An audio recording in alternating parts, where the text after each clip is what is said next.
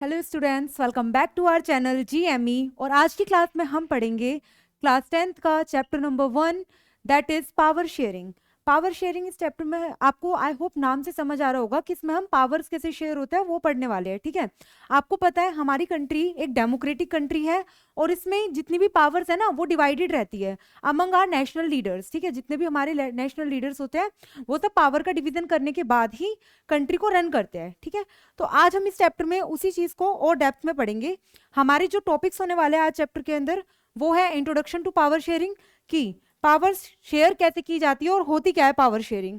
Next Belgium की story पढ़ेंगे, उसके बाद Sri Lanka, and then we will know about forms of power sharing, की पावर शेयरिंग कितनी तरह से करी जाती है। ओके, तो first of all is introduction to power sharing, कि पावर शेयरिंग होती क्या है। बेसिकली हमारी जो गवर्नमेंट है वो 3 लेवल्स पे डिवाइडेड है। कौन कौन से levels? Central government, state government and local government. ठीक है, सेंट्रल पे जो हमारी नेशनल लेवल है जो कि यूनियन गवर्नमेंट है वो आती है। उसके बाद आती है स्टेट गवर्नमेंट जो कि हर स्टेट की एक एक होती है अपनी अपनी खुद की। उसके बाद आती है लोकल गवर्नमेंट जो कि विलेजेस लेवल पर और सिटीज के लेवल पर अलग अलग डिवाइडेड होती है। ठीक है, और दूसरी तरह से पावर शेयरिंग होती है लेजिस्लेचर, एग्जीक्यूटिव और जुडिशरी के बीच में। ये मेन 3 पॉलिटिकल इंस्टीट्यूशंस होते हैं। उसके बारे में मैं आपको चैप्टर के अंदर और डेप्थ से पढ़ाऊंगी। बेसिकली बेल्जियम की स्टोरी से हम स्टार्ट करते हैं। बेल्जियम जो है ना वो स्मॉल कंट्री है यूरोप में जिसकी पॉपुलेशन कितनी है 1.14 करोड़, अराउंड 1.14 करोड़। अब देखो इस मैप में जितना भी ग्रीन एरिया है वहां के लोग तो जर्मन स्पीकिंग है, जितना भी ब्लू एरिया है वहां के लोग डच स्पीकिंग है या फिर फ्लैमिश बोलते हैं। उसके अलावा जितना भी व्हाइट एरिया है वो वैलून बोलते हैं या फिर फ्रेंच स्पीकर्स उन्हें हम कह सकते हैं। और जितना भी रेड है वो है ब्रुसेल्स कैपिटल रीजन, जो कि मतलब ब्रुसेल्स का कैपिटल रीजन है। अब देखना, it has borders with France, Netherlands, Germany and Luxembourg. 4 countries के साथ ही अपने बॉर्डर शेयर करती है। कौन कौन सी countries? France, Netherlands, Germany and Europe, sorry Luxembourg. अब देखो इसके अंदर जो पॉपुलेशन है ना in various region of Belgium, जो बेल्जियम का रीजन है इसके अंदर पॉपुलेशन कई तरह के मतलब पॉपुलेशन में वैरायटी है। ठीक है, कहीं पे ब्रुसेल्स स्पीकिंग लोग रह रहे हैं, कहीं पे फ्रेंच स्पीकिंग लोग रह रहे हैं, कहीं पे डच स्पीकिंग लोग रह रहे हैं। तो बेसिकली बहुत ज्यादा वैरायटी है इसके, मतलब जो जितनी पॉपुलेशन है उसके अंदर काफी ज्यादा वैरायटी हमें देखने को मिलती है। अब the minority French speaking was relatively community rich and powerful. जो कि फ्रेंच स्पीकिंग लोग थे ना वो रिच थे और पावरफुल थे। Dutch speaking community was offended by this as they got the benefit of economic development and education much later. अब इस चीज से ना जो डच स्पीकिंग कम्युनिटी जो वहां पे रह रही थी बेल्जियम में वो बहुत ज्यादा ऑफेंडेड थी कि मतलब फ्रेंच लोगों को तो ऑलरेडी काफी टाइम से मतलब पहले से ही एजुकेशन को लेकर, जॉब्स को लेकर इन सब मामलों में ना अपॉर्चुनिटीज मिलती रहती थी या फिर ऑफर्स मिलते रहते थे, लेकिन डच स्पीकर्स को ऐसे नहीं मिलते थे। ठीक है, तो इस चीज से जो डच स्पीकिंग कम्युनिटी थी तो वो काफी ज्यादा ऑफेंडेड थी। This led to the tensions between Dutch speaking and French speaking communities during the 1950s and 1960s। और इस वजह से क्योंकि आपस में ये लोग मतलब तनाव क्रिएट कर रहे थे, ये वाली जो बातें है ना कि मतलब उसको तो इतनी ज्यादा जल्दी अपॉर्चुनिटीज मिल गई, हमें कुछ नहीं मिला, हमें काफी लेटर काफी टाइम बाद एजुकेशन के मामले में फैसिलिटीज प्रोवाइड की गई है। तो इस चीज को लेकर इन दोनों के बीच में ना काफी ज्यादा टेंशन थी। कब की टाइम पे? 1950s और 1960s के टाइम पर। अब होता क्या है, एकोमोडेशन ऑफ बेल्जियम। अब देखना बेल्जियम की गवर्नमेंट इस प्रॉब्लम को कैसे फेस आउट करती है, कैसे उसका सॉल्यूशन निकालती है। Constitution stated that the number of Dutch and French speaking ministers shall be equal in the central government. इन्होंने एक चीज कहा, मतलब इनके कॉन्स्टिट्यूशन में एक चीज कही गई कि जो फ्रेंच स्पीकिंग लोग हैं और डच स्पीकिंग लोग हैं इनकी जो पॉपुलेशन है ना सेंट्रल लेवल पर वो दोनों मतलब इक्वल होनी चाहिए। इनकी जो रिप्रेजेंटेशन है जो भी इनके ग्रुप में से सेंट्रल लेवल पर जो भी इंसान बैठा है वो इक्वल होने चाहिए, मतलब उतने ही मेंबर डच स्पीकर्स के होने चाहिए और उतने ही नंबर के मेंबर होने चाहिए फ्रेंच स्पीकर्स के, ताकि दोनों को लगे कि पावर जो है वो इक्वली शेयर्ड है अमंग डिफरेंट या फिर वेरियस पीपल। ठीक है, दोनों तरह के स्पीकर्स के लिए पावर्स इक्वल है। अब दूसरी चीज, some special laws require the support of majority members from each linguistic groups. अब कुछ लॉज मतलब कुछ कानून ऐसे थे जिसमें ना मेजोरिटी दोनों की ही जरूरी थी, चाहे वो फ्रेंच स्पीकर्स हो या फिर डच स्पीकर्स। ठीक है, thus no single community can make decisions unilaterally. इस वजह से क्या हो गया कि कोई भी एक कम्युनिटी ना अपना डोमिनेशन नहीं जमा पा रही थी। अब अगर कोई भी लॉ पास आउट होगा तो उसके लिए दोनों ही कम्युनिटी के मेंबर से क्या कह सकते हैं इसे, मंजूरी जरूरी होगी। ठीक है, जब दोनों ही मेंबर से मंजूरी मिल जाएगी उसी के बाद कोई भी कानून आगे चलकर सक्सेसफुल होगा या फिर माना जाएगा। Next, many powers of the central government have been given to state governments of the 2 regions of the country. कई सारी सेंट्रल गवर्नमेंट की पावर ना स्टेट गवर्नमेंट्स को भी दी गई, ताकि जो स्टेट लेवल पर जो लोग हैं उनकी प्रॉब्लम्स भी डिस्कस हो सके और उन्हें भी लगे कि हाँ हमारी बातें सुनी जा रही है। The state governments are not subordinate to the central government. और स्टेट गवर्नमेंट ना अपनी मर्जी से काम कर सकती थी, ऐसा नहीं था कि वो हर काम ही सेंट्रल गवर्नमेंट की मर्जी से करेगी, ठीक है। स्टेट गवर्नमेंट अपने लिए कुछ भी रूल्स बना सकती थी, लेकिन एक जुरिडिक्शन में रहकर, एक लिमिट में रहकर। Brussels has a separate government in which both the communities have equal representation. जो ब्रुसेल स्पीकिंग रीजन थे ना यहाँ के, उनके पास एक स्पेशल रिप्रेजेंटेशन थी with both the communities equal representation. इनकी एक स्पेशल गवर्नमेंट थी, ठीक है, जिसमें दोनों ही कम्युनिटीज की, जो फ्रेंच स्पीकर से और डच स्पीकर से, उनकी भी इक्वल रिप्रेजेंटेशन थी इसकी गवर्नमेंट में भी। The French-speaking people accepted equal representation in Brussels because the Dutch-speaking community has accepted equal representation in the central government. अब French-speaking people इसलिए चाहते थे ब्रुसेल्स की गवर्नमेंट में पार्टिसिपेट करना, क्योंकि उनकी गवर्नमेंट में किसने पार्टिसिपेट करा था? डच स्पीकर्स ने। जब उनके में डच ने इन्वेड कर रखा है, तो फिर वो भी तो चाहेंगे ना कि ब्रुसेल्स अगर हमारी कंट्री में रह रहे हैं तो हम भी उनकी गवर्नमेंट का पार्ट बने। सेम एज इट इज यही हुआ जब फ्रेंच की गवर्नमेंट में डच लोग ने पार्टिसिपेट करा, तो सेम ब्रुसेल्स की गवर्नमेंट में फ्रेंच लोगों ने पार्टिसिपेट करा, ठीक है, ताकि इक्वलिटी रहे और रिप्रेजेंटेशन भी इक्वल मेंटेन रहे। आई होप ये आपको क्लियर होगा। There is a community government which is elected by people belonging to one language community, Dutch, French and German speaking। और एक कम्युनिटी गवर्नमेंट भी बनाई गई जो कि लैंग्वेज के बेसिस पर बनाई गई, ठीक है, जिसमें जितने भी वो इश्यूज सॉर्ट आउट होंगे जो कि लैंग्वेज के बेसिस पर होते हैं, ठीक है। अगर लैंग्वेज को लेकर या पॉपुलेशन को लेकर कोई भी दिक्कत होती है ना, तो फिर उसे कौन सॉर्ट आउट करेगा? कम्युनिटी गवर्नमेंट सॉर्ट आउट करेगी, ठीक है। This government has the power regarding cultural, educational and language related issues. ये गवर्नमेंट बेसिकली कौन से इश्यूज को सॉर्ट आउट करती थी? कल्चरल हो गए, एजुकेशनल हो गए और लैंग्वेज रिलेटेड हो गए, उन चीज को ये वाली गवर्नमेंट सोल्व करती थी। कौन सी government? Community government. I hope, sorry, नाम याद रखना इस चीज का। You might find the Belgian model very complicated, but these arrangements worked well so far that they help to avoid civic strife between two major communities and a possible division of the country on the linguistic lines। अब देखो, इससे लग तो आपको ऐसा रहा होगा ना कि मतलब ये जो बेल्जियम है, इसमें कितनी ज्यादा कॉम्प्लिकेटेड तरीके से पावर शेयर करी गई है, कि मतलब भाई पहले इन्होंने सेंट्रल गवर्नमेंट को दी है, फिर स्टेट गवर्नमेंट को दिया, फिर कम्युनिटी गवर्नमेंट बनाई है, फिर लैंग्वेज के बेसिस पर लोगों को डिवाइड करा है। भले ही इन लोगों ने मतलब इतनी ज्यादा कॉम्प्लिकेटेड गवर्नमेंट बनाई है, लेकिन आप अरेंजमेंट देखो, इन अरेंजमेंट की वजह से जो बेल्जियम है ना, वो आज तक काफी ज्यादा यूनाइटेड कंट्री बनकर रहा है, ठीक है, सेपरेट नहीं हो पाई। वहां की जो स्टेट थी वो काफी टाइम पहले सेपरेट हो जाती अगर ये यूनिटी उनमें ना देखने को मिलती, या फिर ये डिवीजन ऑफ पावर ना होता। लेकिन डिवीजन ऑफ पावर हुआ, इस वजह से आज ये कंट्री यूनाइटेड भी है। ओके, नेक्स्ट टॉपिक है श्रीलंका का। आपने देखा ना कि बेल्जियम का क्या मॉडल रहा, कैसे उन्होंने प्रॉब्लम्स फेस आउट करी और कॉप अप करा प्रॉब्लम से। अब हम पढ़ेंगे कि श्रीलंका का क्या इशू था और श्रीलंका की क्या स्टोरी थी। श्रीलंका जो है वो आइलैंड नेशन है, जिसकी पॉपुलेशन कितनी है? 2 crore. Tamil natives are called Sri Lankan Tamils and whose forefathers came from India plantations workers during colonial period are known as Indian Tamils। अब देखो, जो तमिल श्रीलंका में रहते ही थे, ठीक है, Tamil natives are called Indian Tamils, जो कि मतलब श्रीलंका में रहते, सॉरी, इंडिया से गए थे, उन्हें तो कहा जाता था इंडियन तमिल्स। और जो तमिल नेटिव्स वहां के थे ही, जो मतलब शुरू से ही वहीं रह रहे हैं, कहाँ पे? श्रीलंका पे, उनको कहा जाता था तमिल नेटिव्स, ठीक है, या फिर श्रीलंकन तमिल्स। तो बेसिकली 2 तरह के तमिल्स है, श्रीलंकन तमिल्स और जो मतलब इंडिया से माइग्रेट करके गया उनको क्या कहते थे? Indian Tamils. दोनों तरह के तमिल्स आपको समझ आ गए। अब देखो, सोशल ग्रुप्स, पॉपुलेशंस, लैंग्वेजेस और रिलीजन। सिन्हाला जो पॉपुलेशन थी, सिन्हाला एक सोशल ग्रुप था, कहाँ पे? श्रीलंका में, जिसकी पॉपुलेशन कितनी थी श्रीलंका में? 74%। लैंग्वेज थी सिन्हाला, और रिलीजन कौन से रिलीजन के लोग रहते थे इसमें? बुद्धिस्ट और क्रिश्चियन, ठीक है। उसके बाद दूसरी पॉपुलेशन जो सबसे ज्यादा रहती थी श्रीलंका में वो थी तमिल स्पीकर्स की, ठीक है, 18% पॉपुलेशन, लैंग्वेज क्या थी? तमिल। तीसरी थी श्रीलंकन तमिल्स की, 13% पॉपुलेशन, लैंग्वेज तमिल। उसके बाद जो सबसे माइनॉरिटी पे थे वो थे Indian Tamils, population 5%, language Tamil. कौन से रिलीजन के लोग थे इसमें? Hindu, Muslim and Christians. अब देखो दिक्कत क्या आती है, श्रीलंका, इसमें हम पढ़ेंगे जो श्रीलंका में मेजोरिटरिज्म था ना, कि मतलब कैसे श्रीलंका में जो मेजोरिटी गवर्नमेंट थी वो अपना दबदबा बनाना चाह रही थी, ठीक है, डोमिनेंस क्रिएट करना चाह रही थी, वो हम पढ़ते हैं, ठीक है।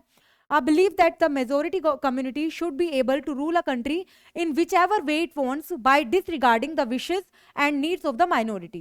इसमें क्या चल रहा था कि मतलब जितनी भी जो भी गवर्नमेंट मेजोरिटी में है ना, जो कि पॉपुलेशन सबसे ज्यादा नंबर पर है, जिसकी पॉपुलेशन सबसे ज्यादा है, जैसे कि आपने देखा सिन्हाला की पॉपुलेशन सबसे ज्यादा है, तो इन्होंने ये बोला कि जिसकी पॉपुलेशन सबसे ज्यादा है वो ही कंट्री पर रूल करेगी, ठीक है। ये था इस रूल में। Sri Lanka emerge as an independent nation in 1948। अब श्रीलंका को आजादी कब मिली? 1948 में। The leaders of the Sinhala community wanted to secure dominance over the government with their majority. और वहीं पे सिन्हाला की जो गवर्नमेंट थी ना, सिन्हाला जो लोग थे, जो ग्रुप था, ये चाहता था कि हम अपनी कंट्री में गवर्नमेंट फॉर्म करें अपने रिलीजन के बेसिस पर, ठीक है। तो बेसिकली ये एक गवर्नमेंट फॉर्म करना चाह रहे थे। होता क्या है, in 1956 an act was pass to recognise Sinhala as the official language in the country. 1956 में एक एक्ट पास होती है जिसमें क्या कहा जाता है कि सिन्हाला ना हमारी कंट्री की एक ऑफिशियल लैंग्वेज है। There was a preferential policies that favored Sinhala applicants for university positions in government jobs। अब देखो, एक एक्ट और पास करा गया जिसमें क्या कहा गया कि जितने भी सिन्हाला स्पीकर्स है ना, उनको गवर्नमेंट जॉब्स पे प्रोफेशनल लेवल की जॉब मिल जाएगी, ठीक है। उसके बाद a new constitution stated that the state shall protect and promote Buddhism. फिर तीसरा लॉ निकल कर आया कि जो स्टेट है ना, उसे बुद्धिज्म का जो धर्म है उसे बचाना है और प्रमोट करना है, ठीक है। तो ये मेन 3 रूल्स निकल कर आए श्रीलंका में सिन्हाला कम्युनिटीज के द्वारा।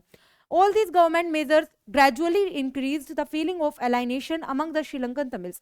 अब ये जो गवर्नमेंट बन रही थी ना, ये एक तरह से दूसरे जो लैंग्वेज स्पीकर थे ना, उन्हें ऑफेंड कर रही थी, ठीक है, क्योंकि अपने आप को डोमिनेंस में शो कर रही थी और दूसरे को कोई वैल्यू नहीं दे रही थी। तो जितने भी श्रीलंकन तमिल्स थे ना, उनको आया इस चीज को लेकर गुस्सा। अब होता क्या है, they felt that none of the major political parties led by the Buddhist Sinhala leaders वो sensitive to their language and culture.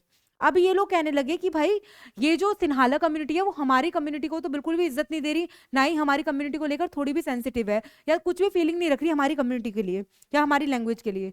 तो इस चीज से उनको एक स्पार्क मिली, उनके अंदर थोड़ा सा गुस्सा आया। अब क्या होता है, they felt that the constitution and the government policies denied them equal political right.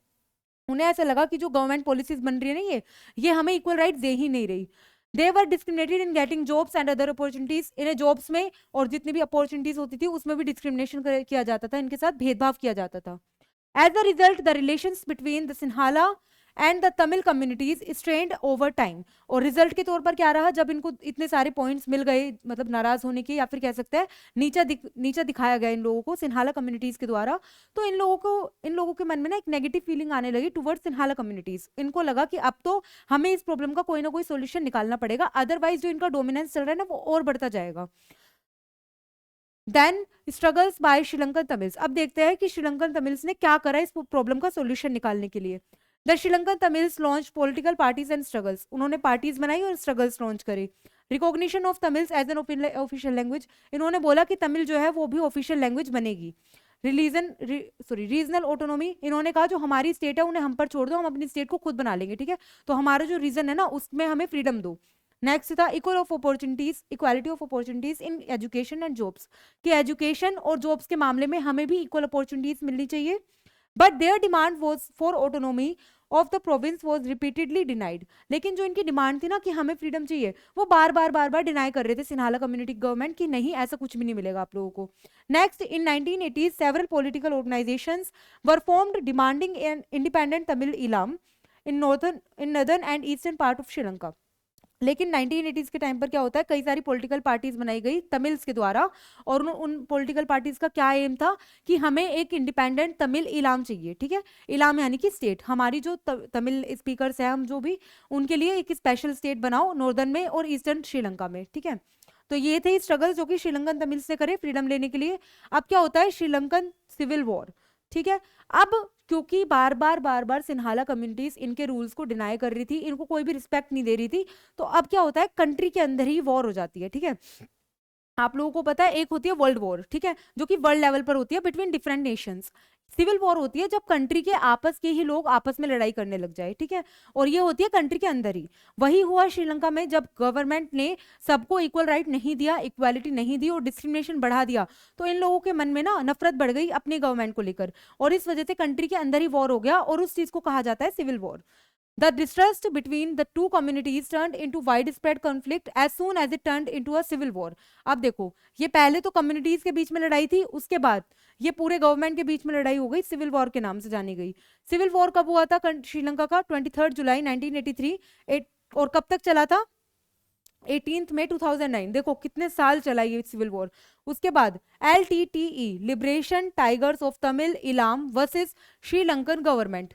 Sri Lankan government कौन सी थी? जो सिन्हाला गवर्नमेंट ने सिन्हाला स्पीकर्स ने फॉर्म करी थी। वहीं पे जितने भी तमिल से, मतलब एक तरफ तमिल से इंडियन तमिल्स हो गए या नेटिव तमिल्स मान लो, और दूसरी तरफ कौन थे? श्रीलंकन गवर्नमेंट, यानी कि सिन्हाला बोलने वाली जो कम्युनिटी थी वो।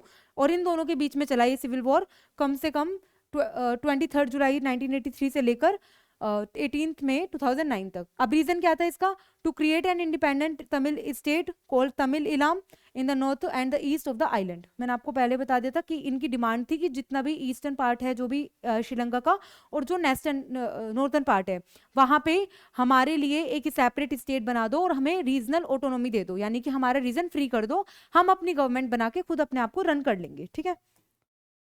As a result, thousands of people of both the communities have been killed. Many families were forced to leave the country as refugees, and many more lost their livelihoods. You will read about Sri Lanka's excellent record of economic development, education, and health. But the civil war caused a terrible setback to the social, cultural, and economic life of the country. अब देखो, as a result क्या हुआ? कई सारे लोगों को अपनी जान गंवानी पड़ गई। ठीक है, कई सारे लोगों को अपना देश छोड़ के जाना पड़ा। ठीक है, रिफ्यूजीज गए यहाँ से, और जितने भी और भी कई सारी फैमिलीज बिछड़ गई एक दूसरे से। ठीक है, ये तो रिजल्ट के तौर पर रहा, लेकिन स्टिल इवन आफ्टर दैट, इतने लंबे सिविल वॉर के बाद भी जो श्रीलंकन गवर्नमेंट ने श्रीलंकन गवर्नमेंट जो है उसने अपने आप को डेवलप करा, और अब भी काफी अच्छी स्टेबल गवर्नमेंट चल रही है वहां की। ठीक है, लेकिन जो ये सिविल वॉर था ना, इसने हमें काफी सारे लेसन्स भी दे दिए। ठीक है, कि कैसे हमें पावर डिवाइड करके रखनी चाहिए। अगर ये पहले ही पावर डिवाइड कर लेते तो शायद इतना बड़ा जो मतलब सिचुएशन क्रिएट हुई है वो शायद होती भी ना। अब क्या है comparison between Belgium and Sri Lanka. अब देखना बेल्जियम और श्रीलंका में क्या क्या डिफरेंस था, कैसे बेल्जियम ने प्रॉब्लम हैंडल करी थी और कैसे श्रीलंका ने करी। बेल्जियम में the leaders have realised that the unity of the country is possible only by respecting the feelings and interest of different communities and regions. उनकी गवर्नमेंट को समझ आ गया था कि अगर हमें कंट्री में यूनिटी बना के रखनी है ना, तो जितने भी डिफरेंट कम्युनिटीज है उनको रिस्पेक्ट देनी पड़ेगी, उनके राइट्स भी सुनने पड़ेंगे। ठीक है, उनको भी मतलब इक्वालिटी देनी पड़ेगी। Such a realization resulted in mutually acceptable arrangements for sharing power। और इसी रियलाइजेशन की वजह से इन्होंने जो है ना वो म्यूचुअल रिलेशन जो था इनका वो बरकरार रहा, और जितनी भी कम्युनिटीज थी उन्हें एक डिग्निटी फील हुई, और इस वजह से कंट्री यूनाइटेड रही। ठीक है, कोई सिविल वॉर नहीं हुआ यहाँ पे। तो श्रीलंका के केस में क्या होता है? It shows us that if a majority community wants to force its dominance over others and refuses to share power, it can undermine the unity of the country. देखो, अगर कोई एक गवर्नमेंट अपने आप को डोमिनेट करना चाहेगी ना किसी भी नेशन में, तो फिर जितनी भी जो माइनॉरिटी गवर्नमेंट्स है वो कहीं ना कहीं उसके अगेंस्ट आवाज तो रेज करेगी, और अगर उसने आवाज रेज करी तो देयर आर हाई चांसेस कि कंट्री की यूनिटी रूल हो एक तो, और दूसरी चीज कंट्री के अंदर सिविल वॉर हो। और सिविल वॉर जैसी कंडीशंस अगर कंट्री के अंदर बन जाती है ना, तो वो कंट्री के लिए नहीं बल्कि काफी टाइम तक आने वाली पीढ़ियों के लिए भी नुकसानदायक होती है। ठीक है, और बहुत टाइम लग जाता है एक कंट्री को वापस से डेवलप करना। तो इससे अच्छा तो यही है ना कि आप पहले ही दूसरी कम्युनिटी को रिस्पेक्ट दो और पावर शेयर करो, है ना।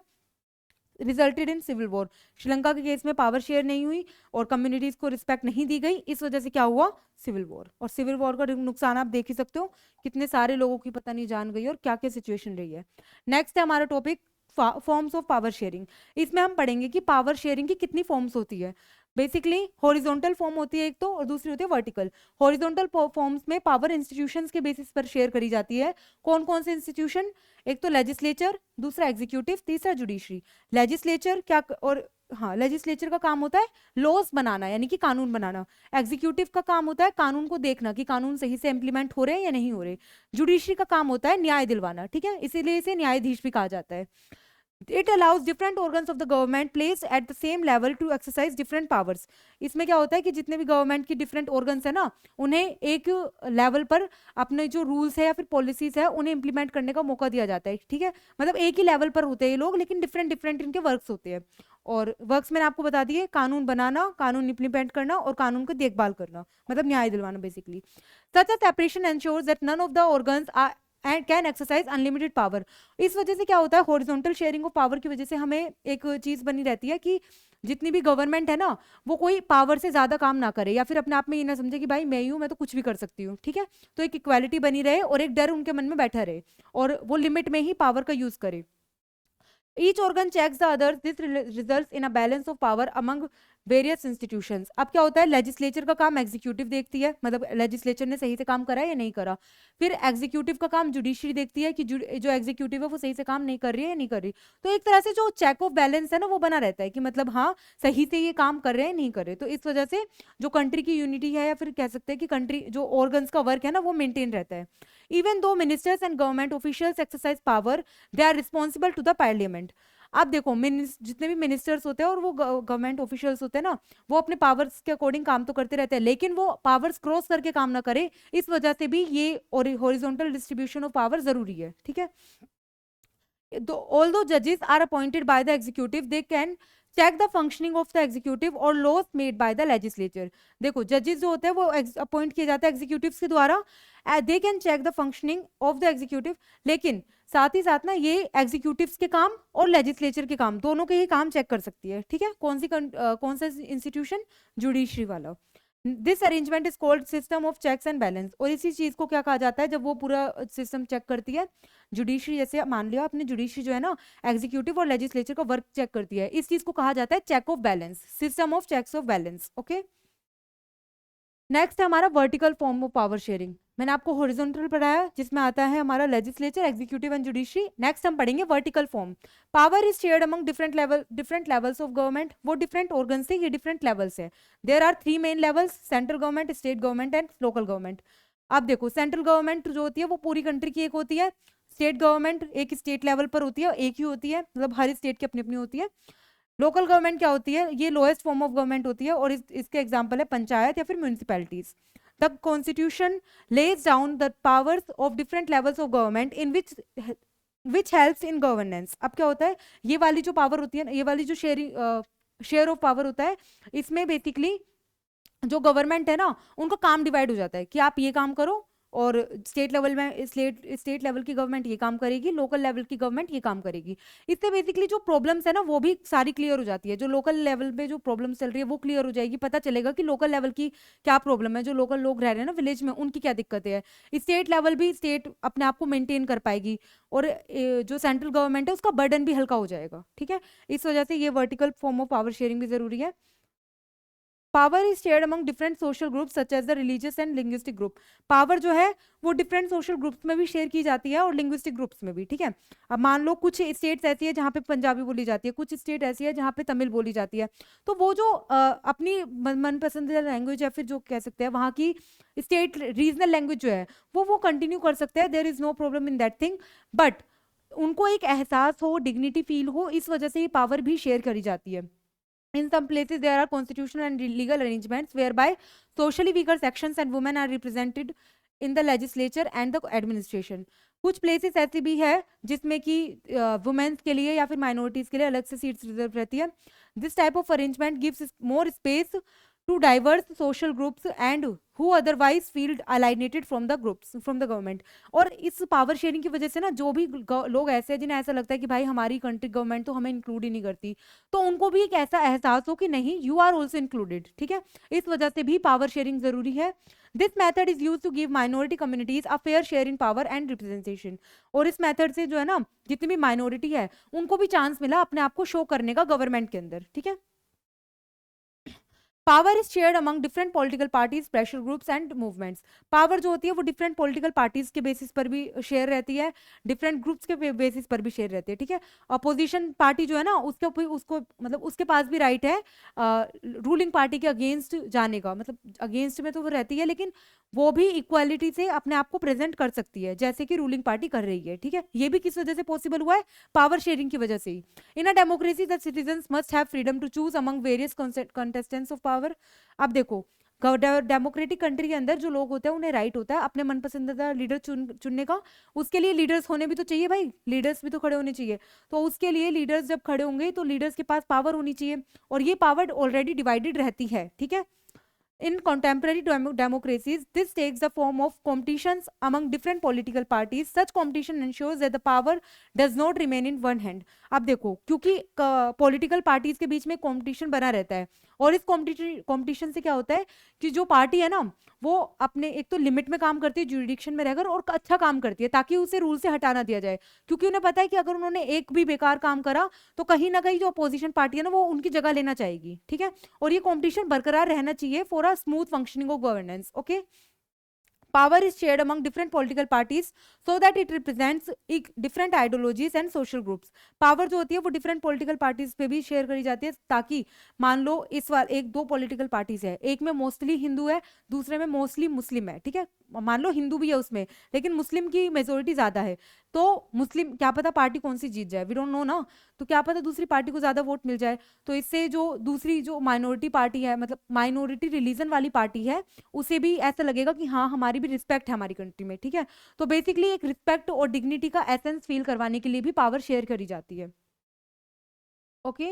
नेक्स्ट है power is shared among different social groups such as the religious and linguistic group. ये मैंने आपको बता ही दिया कि पावर्स लिंग्विस्टिक ग्रुप्स के बेसिस पर भी शेयर होती है।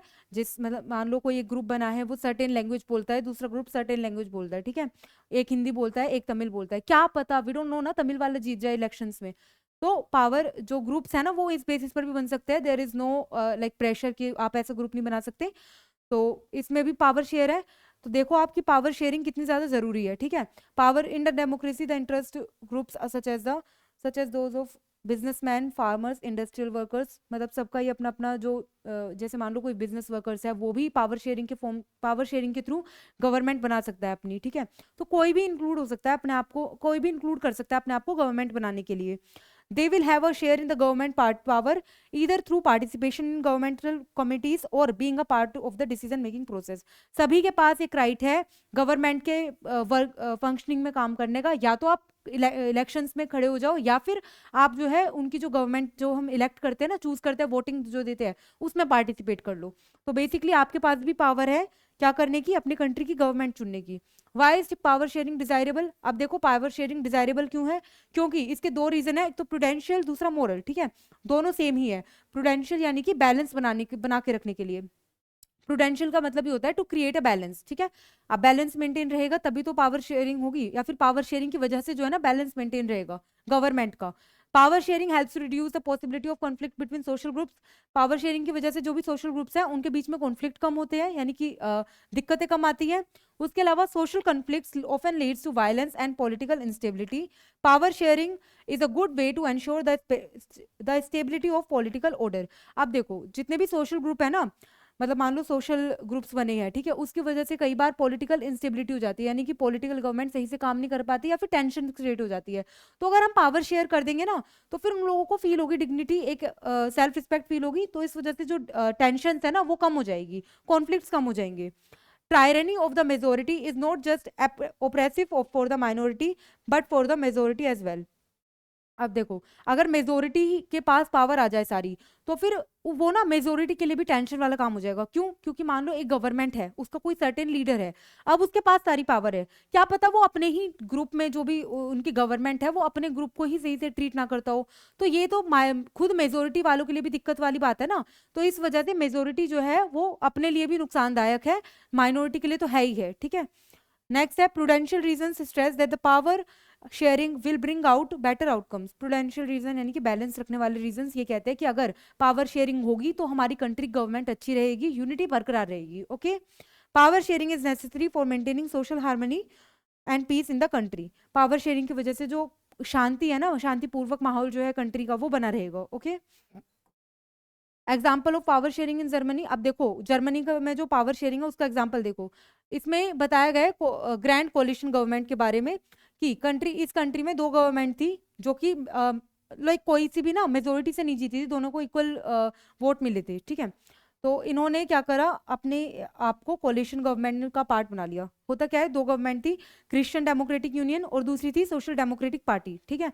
अब ये पिक्चर देखना आप, और दो गवर्नमेंट मैंने आपको बता दिया, क्रिश्चियन डेमोक्रेटिक यूनियन, ठीक है, और सोशल डेमोक्रेटिक पार्टी, इन दोनों को ही मेजोरिटी नहीं मिली थी, तो इन दोनों ने, और ये दोनों जो है ना आपस में काफी ज्यादा राइवलरी थी, ठीक है, कि मतलब हाँ historical rivals to each other, ये दोनों पार्टीज अपने आइडियाज को शेयर नहीं करती थी, लेकिन क्योंकि गवर्नमेंट तो चलानी थी ना, तो इन्होंने क्या करा, आपस में जुड़े ये दोनों गवर्नमेंट और एक कोलिशन गवर्नमेंट बनाई, यानी कि संगठन वाली सरकार, ठीक है। और उसके बाद अपनी गवर्नमेंट को या फिर अपनी कंट्री को रन करवाया, ठीक है। तो अब आप देखो कोलिशन गवर्नमेंट भी कितनी ज्यादा जरूरी है, ठीक है। और उसका फर्स्ट एग्जाम्पल हमने जर्मनी में देखा। उसके बाद they take divergent position on the several policy matters but still jointly run the government. ये भले ही इनके आपस में डिसीजंस राइवलरी वाले हो या फिर शेयर ना करते हो, लेकिन कंट्री के लिए ये एक सेम डिसीजन लेती है और उसके बाद कंट्री को गवर्न करती है, ओके। तो आप इस पिक्चर में आप वही देख सकते हो कि एक ट्रेन है, उसके दो हैंडल्स है, ठीक है। और दोनों हैंडल्स ये शो करते हैं कि दो डिफरेंट राइवल पार्टीज एक ही साथ मिलकर या फिर एकजुट होकर अपनी गवर्नमेंट को रन कर रहे हैं, ओके। आई होप ये चीज आपको क्लियर होगी, एंड आई होप कि आपको ये वाला कॉन्टेक्स्ट या फिर ये वाला कॉन्सेप्ट क्लियर होगा कि पावर शेयरिंग कितनी ज़्यादा ज़रूरी है। एंड विदाउट पावर शेयरिंग एक कंट्री में ना डेमोक्रेटिक एसेंस रह नहीं सकता, ठीक है। अगर कंट्री के अंदर डेमोक्रेसी है तो उसमें पावर शेयरिंग भी काफ़ी ज़्यादा ज़रूरी है। तो आई होप आपको ये चैप्टर क्लियर होगा। See you in the next lecture. Thank you.